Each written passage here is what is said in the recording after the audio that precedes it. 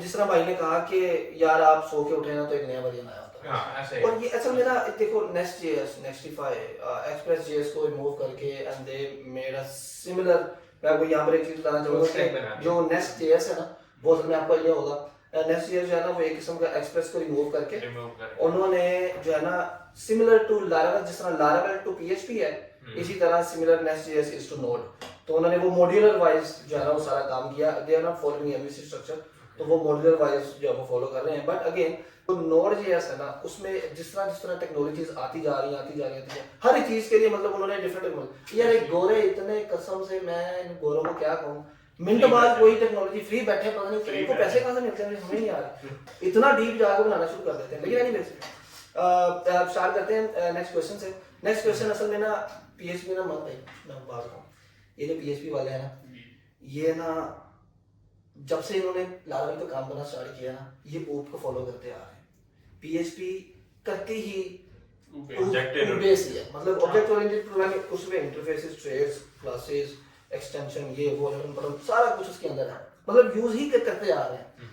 लेकिन जब मैं नोड की तरफ आता हूँ ना तो नोड की तरफ मैं ये देखता हूँ कि यार लोग OOP यूज ही नहीं कर रहे, समझ रहे हो? अच्छा बहुत कम, अच्छा this is very false to say जब आप ये कहें कि जी नहीं Node.js यूज ही नहीं करती जरूर है, some of the developers they do, वो यूज करते हैं। But the thing is that कि वो या तो मॉड्यूलर वाइज पैटर्न यूज कर रहे होते हैं या वो फंक्शनल पैटर्न यूज कर रहे होते हैं, वो एक्सपोर्ट, रिक्वायर, इंपोर्ट, ये वो ये यूज। अच्छा इसमें आप मुझे थोड़ी सी एक्सप्लेनेशन दें कि Node.js में ये चीज जो है वो हमें यूज करनी चाहिए क्या? ये इसका मतलब ये है कि जो नोड के डेवलपर्स होते हैं दे काइंड ऑफ वो भूल जाते हैं कि वो कैसे काम करती थी, क्योंकि ये तो ऑलरेडी कर रहे होते हैं। हाँ ऐसे ही। अच्छा इसमें ये है सीन के जावास्क्रिप्ट बेसिकली जो है ना वो एम्फसाइज नहीं करता है तो ज़्यादा कि object oriented programming, basically JavaScript in itself जो है वो ऑब्जेक्ट बेस्ड प्रोग्रामिंग है। लेकिन अगर हम बात करते हैं जावास्क्रिप्ट में क्लासेस की तो क्लासेस कोई भी जो है ना वो इतनी कॉमनली यूज नहीं करता। इवन दो अगर आप रिएक्ट की बात करें तो रिएक्ट भी हमारे पास इस ज़माने में क्लास बेस्ड कंपोनेंट्स बिल्कुल होते थे, तो उन्होंने जो है रिएक्ट पर खुद ही कहा ऐसा ही है और फंक्शन बेस पर आते हैं। तो वो फिर अप्रोच जो है वो फिर जब जैसे कोई नया डेवलपर आता है तो वो देखता है कि मार्केट में हॉट अप्रोच क्या चल रही है। आप जो है वो कोई भी देखेंगे ना कि हमारे पास जो है कोई भी जो बंदा स्टार्ट करता है वो देखता है कि यार बेस्ट प्रैक्टिसेस क्या है। तो बेस्ट प्रैक्टिस में जब आप किसी भी नोड की रेपो क्लोन करेंगे, रिएक्ट की रेपो क्लोन करेंगे तो उसमें आपको ये चीज़ मिलेगी नहीं, उसमें वहाँ पर आपको मॉड्यूलर अप्रोच मिलेगी या जो है फंक्शनल अप्रोच मिलेगी। सो ना इस तरीके की चीज़ें मिलेगी। कुछ जगह पे मैंने देखा है कि क्लासेस भी यूज हुई है Node.js पे, और Node.js पे बेसिकली मेरे हिसाब से क्लास यूज करने का जो मकसद है ना वो यही है कि अगर आपकी एप्लीकेशन काफ़ी ज़्यादा बड़ी है और उसमें जो है वो मल्टीपल मेथड्स हैं तो वो आप जो है वो सेपरेट क्लास में रख के उसको यूटिलाइज कर सकते हैं। अदर देन दैट आप जो है वो मॉड्यूलर अप्रोच के ऊपर जाते हुए भी जो है एप्लीकेशन काफ़ी अच्छा मैं ये ना मैक्सिमम जो लोग हैं ना जो मंस्टर के डेवलपर्स हैं वो यूज ही मॉड्यूलर चल रहे होते हैं। मतलब आप अभी भी किसी को कहेंगे ना कि यार मुझे एक छोटा सा थ्रेड बना देगा तो वो डेफिनेटली वो जो है ना मॉड्यूलर वाइज में जाएगा। लाइक उससे ये हिस्ट्री खत्म हो जाती है कि मैंने इसको OOP टाइप में बनाऊं, क्योंकि वो दे थॉट के यार ये जो है ना बहुत पुराना हो गया है ये चीज है। बट ये जो है ना थोड़ा सा चीज ठीक नहीं होती, क्योंकि जब हम इंटरव्यू वगैरह देने जाते हैं ना they definitely ask OOP kind of questions. OOP is very important, OOP is there and will be there. हां OOP is there and will be there और उसका कोई भी बेसिकली OOP जो है ना वो आपका फंडामेंटल्स में से है। बिल्कुल ऐसे ही है। आपको क्लासेस नहीं आती तो कंटेनर्स नहीं है, कंटेनर्स इज ऑब्जेक्ट नहीं है तो कोई चीज ही नहीं है। कोई चीज नहीं है, ये तो है जी। यार भैया आप बताएं, आप तो बैठे हुए हैं OOP के बारे में बताएं कुछ। OOP सबसे जो उसका PHP में मैं बताऊंगा क्योंकि IML आ रहा है कह रहा IML आ रहा है। तो ये है कि OOP जो है बेसिकली ऑब्जेक्ट ओरिएंटेड प्रोग्रामिंग है जिसके अंदर हमें क्या होता है, एक सिक्योरिटी हमें अच्छी मिल जाती है जिसमें हमें प्राइवेट प्रोटेक्टेड वेरिएबल्स मिल जाते हैं। दूसरा हमारे पास रीयूजेबिलिटी बहुत ज्यादा है, कोड स्ट्रक्चर्ड हो जाता है, रीयूजेबिलिटी है। इसके अंदर हम ट्रेड्स अपनी जो एक्सेस मॉडिफायर है वो हम इजीली डिफाइन कर सकते हैं किसी सिक्योरिटी ब्रीच को, और इसके अलावा जो है ना एक क्लास को दूसरी क्लास के अंदर हम इनहेरिट कर सकते हैं, एक्सटेंड कर सकते हैं। तो ये एक जो है ना ना, लारावेल टोटली इसी के ऊपर ही बना बिल्कुल है। पीएचपी शुरू से ये चीज यूज कर रहा है, यही चीज यूज कर रहा है, और अब मैं लारावेल अगर- के अंदर डिपेंडेंसी इंजेक्शंस और ये सारी चीजें इसी के हाँ। साथ ही चल रही हैं, और इसके बेस एनकैप्सुलेशन पे होगी, पॉलीमॉर्फिज्म बहुत ज्यादा यूज होता है, polymorphism, बहुत ये ज्यादा यूज होता है। ऊप के ऊपर पूरा का पूरा ऐसे ही। सिस्टम बना हुआ है। अच्छा, इसमें ना मेरा एक पॉइंट ये है कि ना अब ऊप के प्रिंसिपल्स को फॉलो, ऊप बेशक ना फॉलो की जाती हो, लेकिन ऊप के प्रिंसिपल्स को फॉलो किया जाता है हर जगह पर, ठीक है? ऊप जैसे के- कि आपने बताया कि सबसे पहला जो काम होता है ना वो होता है डोंट रिपीट योरसेल्फ, ठीक हो गया? बिल्कुल। ड्राई का जो प्रिंसिपल होता है आपका, बिल्कुल। वो हम यूज कर रहे होते हैं। उसके बाद जो दूसरी चीज है, अच्छा मुझे ना एक चीज नहीं समझ में आती कि लेट्स से फॉर एग्जांपल अगर हम बात कर रहे हैं एब्स्ट्रैक्शन की, ठीक हो गई? हम कोई भी एब्स्ट्रैक्ट क्लास बनाते हैं और एब्स्ट्रैक्ट क्लास को जो है कि लेट्स से हम जो है कि इंस्टेंशिएट नहीं कर सकते, इंस्टेंशिएट नहीं कर सकते, इसका मतलब है कि हमने कोई और क्लास में उसको जो है वो ऐड करना है, उसके बाद जो है वहां से उसकी चीज एक्सेस करके जो है ऑब्जेक्ट पे जो है उस क्लास के ऑब्जेक्ट से हमने उसको एक्सेस करना है, एक्सेस करके जैसे है। हाँ। तो अगर हम यही चीज जो है ना सेम यही अप्रोच जो है ना वो उधर भी यूज करते हैं नोड.जेएस में, but the only difference is के we do not use the keyword of the class, ऐसा ही वो क्लास में कीवर्ड नहीं यूज होता। तो बाकी ऑलमोस्ट जो है वो मतलब जो अगर नोड की तरफ आए ना तो everything is flexible, you can use anything, बस एक्सपोर्ट कॉन्स करो वो जाके यूज करो, आप एक्सपोर्ट कॉन्स करो वो तो जाके यूज करो। आप कॉमन जेएस यूज करने कॉमन जेएस यूज करते रहते हैं, कॉमन जेएस यूज करना शुरू बिल्कुल करते ऐसे हैं, वो आपको दोनों चीजें अलाउ करेगा। आप इंपोर्ट यूज कर रहे हैं, रिक्वायर्ड यूज करना शुरू करते हैं, तो बहुत अब मैं आपसे अगर पूछूं कि इनसे अगर मैं फॉर एग्जांपल कोई अब एब्स्ट्रैक्शन का तो आपको आइडिया है, अब ऊप को कितना पता है, सही से बताना है, ऊप को 4 साल हो गया आपको कम से कम एज अ नोड.जेएस? नहीं ऊप का तो डेटा बेहतरीन है, बेहतरीन है, अच्छा फिर ठीक है, वरना कोई और होता ना तो मैंने उससे पूछ रहा था उनके कंसेप्ट आते हैं नहीं, फिर तो बेहतरीन है। अच्छा, एक चीज मैं ऐड करूंगा, ऊप को आप 2 महीने 3 महीने बाद रिवाइज ना करें, इसके कंसेप्ट थोड़े बंदे को भूल जाते हैं। ये सबसे जो है ना, ये चीज पता नहीं क्यों कॉमन है, सवाल मुझसे ये क्यों है पता नहीं। एक बंदे ने मुझसे कह रहा है ये पता नहीं क्यों है, मैं को बताता हूं। अच्छा ये बात ना करवाने वाले तो होते हैं रोग भाई, हम दोनों एक यूनिवर्सिटी में होते थे, बट हमारा जो है सेक्शन डिफरेंट था। आपको किसने पढ़ाई थी डीएस से, आपको किसने पढ़ाई थी? यार मुझे नाम नहीं याद आ रहा। यार तलहा अमजद, हाँ, तलहा। उन्होंने पढ़ाई थी हाँ। यार, लिटरली उन्होंने जिस तरीके से पढ़ाई थी ना, मैं आज तक ऊप मुझे दूसरे टीचर ने पढ़ाई थी, ऊप में वाकई में भूल जाता हूँ, लेकिन डीएस से मैंने जिस तरह पढ़ी है ना वो मुझे आज तक याद है। ऊप का ये है कि ऊप में रिवाइज करने का क्या सीन है, मैं वो बताता हूँ। हाँ बस पिलर अब उसके याद। एक- नहीं नहीं ये अब की पॉइंट है यहाँ पे, हाँ। ये की पॉइंट है, वो बताने लगे कैसे याद कैसे करना है। याद करना। हाँ अब ऊप में होता है ये ना, अब नहीं वो तो मैं बताता हूँ बाद में, लेकिन मैंने इसके साथ ही बात बताता हूँ। अब जैसे मैं भाई ने बात की कि ना भूल जाता है बंदा, और ऐसे ही हुआ। अब मुझे ना एक बंदे ने सिर्फ ये पूछ लिया, कहते हैं इनकैप्सुलेशन थोड़ा सा जरा समझाया मुझे। मैंने इनकैप्सुलेशन को गाना शुरू कर दी, ये वो दिस एंड दैट।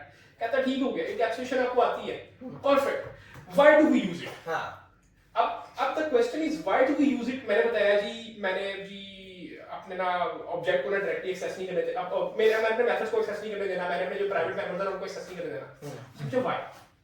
कहता है कि मोस्टली जब आप कोई भी क्लासेस यूज कर रहे होते हो, मोस्ट ऑफ द टाइम मैंने जो देखा है कि जब आपने कोई भी क्लास बनाई है, आप लेट्स से कि आपने पूरा प्रोजेक्ट बनाया, उसमें 10 क्लासेस हैं, 10 क्लासेस हैं, एक आपकी मेन क्लास है, बाकी सारी चाइल्ड क्लासेस हैं, उसमें जो आप जो मल्टीपल वेरिएबल्स यहाँ पे जो है वो शेयर हो रहे हैं। तो मोस्ट ऑफ द टाइम आपका क्या होता है कि आप सेम पैकेज में यूज करें तो आपको चाहते या ना चाहते हुए मोस्ट ऑफ द थिंग जो होती है आपको पब्लिक रखनी पड़ती है, ठीक है, एक्सेस करनी पड़ती है, Access करनी पड़ती है, बिल्कुल एक्सेस स्पेसिफाइड एक्सेस।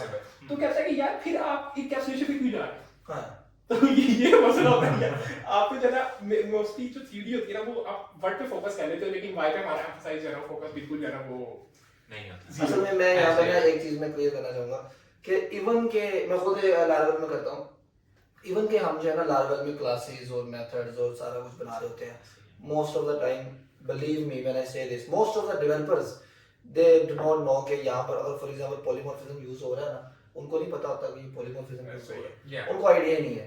बिकॉज लेकिन जब उनसे पूछा जाएगा पॉलीमॉर्फिज्म क्या है, दे विल से कि यार मैं रिवाइज करूंगा ना, अब मैं मुझे पता चल जाएगा, वो उसकी एक छोटी सी डेफिनेशन यूज कर लेंगे। बट मुझे लगता है कि अच्छा डेवलपर वो है कि अगर फॉर एग्जांपल वो कोई कोड लिख रहा है ना तो उसको आइडिया हो कि ये इनकैप्सुलेशन है, ये पॉलीमॉर्फिज्म है, ये है, ये उसको आइडिया, मतलब उसको आइडिया होना चाहिए। यार जब तक आइडियाज आप मैप नहीं करोगे तो वही बात है, आपकी प्रैक्टिस पे वही बनेगी ना प्रॉपर। आप चीज करते रहो और आपको पता ही नहीं है यार ये मैं वाला कांसेप्ट में इंप्लीमेंट कर बिल्कुल। अब आप 2 साल वाला कोई लारावेल का इंजीनियर पकड़ते हो ना, लारावेल का, इवन दो के 2 साल में उसने पता नहीं कितनी ऊप की होगी, है यूप ऐसा ही यूप, लेकिन अब आप फॉर एग्जांपल उससे कहोगे ना कि यार वो उधर इंटरव्यू देने जाना है, तो वो एक सेकंड मैं ऊप उसके कंसेप्ट वगैरह रीड आउट करना। भाई यार तू कर रहा था भाई, तू कर रहा था, तुझे याद था, तुझे अब ये डिलीट कर। तो ये चीज मुझे लगता है कि as a developer, as a Pakistani developer I will say this के हमें इन चीजों, ये जो बेसिक चीजें हैं ना, फंडामेंटल्स है, लाइक वी नीड टू जो है ना एम्फसाइज और we need to read and then implement it. हमें ये भी चीज करनी चाहिए rather than कि यार एक नई टेक्नोलॉजी आई उसने ये कर रही है वो कर रही है। हमें मतलब जो हमारी ये जो सिनेरियो है ना, मोस्ट ऑफ द डेवलपर्स, मैं ये जितने भी लोग देख रहे हैं मैं उनको ये कहना चाहूंगा कि अगर आप डेवलपर्स हैं ना तो आप अपनी बेसिक और फंडामेंटल्स को ज्यादा स्ट्रॉन्ग करें ताकि आपको पता तो चले कि आप यूज क्या कर रहे हैं या बना के रहे हैं। तो दैट इज वेरी इंपॉर्टेंट। एक पॉइंट लेवल में ऐसा जहां पर लेवल के बस मेरी खत्म हो गई है, मैं अब इससे आगे नहीं जा सकता, जहां पर सिस्टम ब्रेक कर कर कोई एक ऐसी चीज जहां पर नोड को प्लस पॉइंट मिल जाता है लेकिन नोड लारावेल उस चीज में थोड़ा सा ब्रेक करती है। मतलब कि एक ऐसी चीज क्योंकि लारावेल की जो रिक्वेस्ट लाइफ साइकिल है ना, node single threadedly event loop use कर रहा होता है और वो एक सिंक्रोनस चल रहा होता है और उसमें सारा कुछ क्यू में बैठते जाना। इनके पास भी एक नेगेटिव पॉइंट है जरूर, वो ये है कि but if one request is slow I will move on. मैं वहां पर आता हूं, एक रिक्वेस्ट अगर स्लो होगी है ना तो उसने एंटायर सिस्टम उसने स्लो कर देना। यहाँ पर लारावेल में हर एक रिक्वेस्ट का ना प्लस पॉइंट है लारावेल के लिए कि लारावेल जो है ना हर एक रिक्वेस्ट को आइसोलेट कर रही होती है। हर एक रिक्वेस्ट जो भी आ रही होती है उसका एक सेपरेट लाइफ साइकिल चल रहा है। अगर फॉर एग्जांपल एक रिक्वेस्ट स्लो है तो क्या होगा? हमने जिस तरह बात किया आपने कि हमारे पास हर रिक्वेस्ट का अपना एक स्पैन क्रिएट हो रहा होता है और वो आइसोलेट होती है दूसरी रिक्वेस्ट के साथ। PHP हर रिक्वेस्ट के दोनों बाद इंटरलिंक नहीं कर रही होती आपस में। PHP की सिंपल बात करें ना, वो भी सिंगल थ्रेडेड ही है, वो ईच रिक्वेस्ट का ईच रिस्पांस जनरेट हो रहा है, वो काम कर रहे हैं। बट हमारे पास लारावेल के अंदर कुछ ऐसी चीजें आ जाती हैं, PHP FPM आ जाता है कि जिसके थ्रू हमारे पास मल्टी थ्रेडिंग या मल्टी थ्रेडिंग भी नहीं उसे बोलेंगे, मल्टी प्रोसेसिंग बोलेंगे कि हर रिक्वेस्ट अपनी प्रोसेस होना स्टार्ट हो जाती है। तो एक रिक्वेस्ट फ्लो कर रही है ना तो दूसरी रिक्वेस्ट अपनी तरफ वो सेपरेटली प्रोसेस कर सकती है, उसका अपना प्रोसेस क्रिएट हुआ है, वो डेफिनेटली चलेगी, उसको क्यू में बैठने की जरूरत नहीं है। तो ऐसा है यहाँ पे हमारे पास, ये लारावेल का एक पॉइंट है। मैं ना एक चीज बताता हूँ आपको। पिछले दिनों ना मैं एक चीज पे ना काम कर रहा था, तो हुआ क्या कि वो जो रिक्वेस्ट थी ना मेरी वो थी लॉन्ग, ठीक है, काफी ज्यादा टाइम उसने लेना था और मैंने उसको लगा दिया।